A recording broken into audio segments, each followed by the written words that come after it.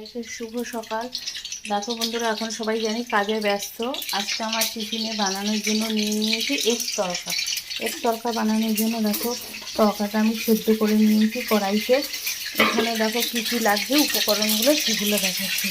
এখানে যে আদা কুচি, টমেটো কুচি, লঙ্কা কুচি, রসুনের কুচি, এইগুলো পেঁয়াজ আর দুটো ডিম, এইগুলো দিয়ে এখন বানাতে চলেছি এগ তড়কা। দেখো বন্ধুরা, একটু আমি ফ্রাই করে নামিয়ে নিয়েছি কড়াইতে। এবার তেল গরম হতে দিয়ে দিয়েছি। এবার আমি এর মধ্যে দিয়ে দেবো আদা কুচি আর রসুনের কুচিগুলো। তেল আমার গরম হয়ে গেছে, এর মধ্যে আমি আদা কুচিগুলো দিয়ে দিলাম। এরপর দিয়ে দেবো রসুনের কুচি, তারপর পেঁয়াজ কুচিগুলো।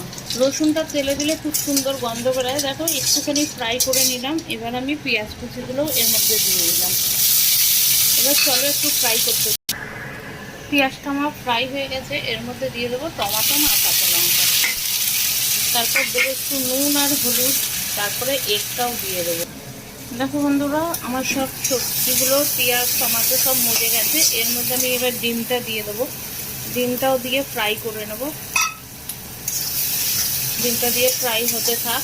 আর এখানে কিন্তু আমি ডালটা সেদ্ধ করার পর ধুয়ে নিলাম। কেন? তাহলে ডালের ওই কালো জলটা বেরিয়ে গেলে তরকার কালারটা খুব সুন্দর আসবে। দেখো বন্ধুরা, তরকাগুলো আমি জল থেকে ছেঁকে তুলে নিয়েছি। এবার আমি তরকাগুলো এর মধ্যে দিয়ে দেবো।